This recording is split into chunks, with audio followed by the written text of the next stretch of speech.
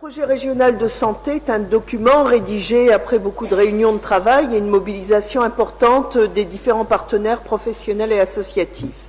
Il comprend différents documents thématiques. On y trouve un état des lieux et des objectifs à atteindre. L'état des lieux montre une nouvelle fois la situation catastrophique de la région, avec un taux de mortalité hommes et femmes largement supérieur à la moyenne nationale.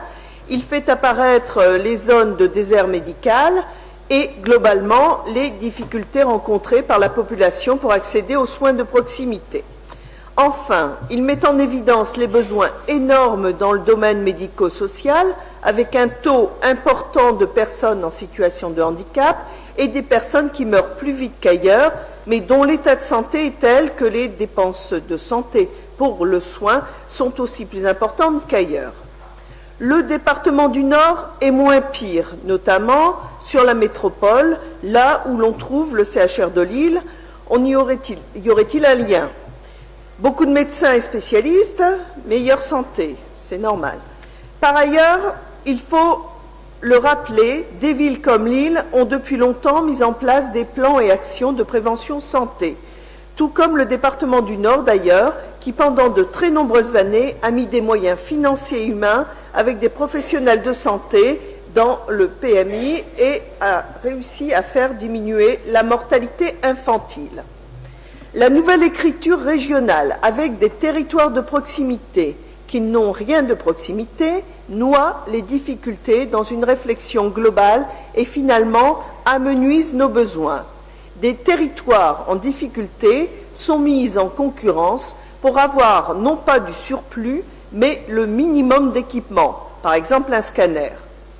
Il est écrit tout l'intérêt qu'il y a à travailler, à développer les actions de prévention, ce que tout le monde écrit et dit depuis des dizaines d'années. Mais là encore, rien de concret.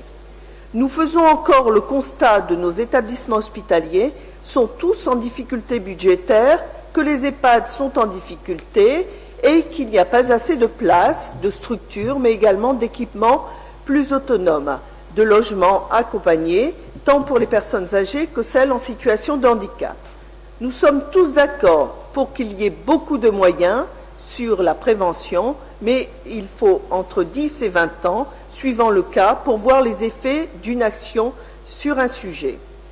Nous devons avoir des moyens maintenus pour soigner, vu l'état de santé de notre région, et des moyens supplémentaires pour développer la prévention. Bien sûr, cela n'apparaît pas dans le programme régional de santé, il n'y a donc pas d'éléments pour nous rassurer.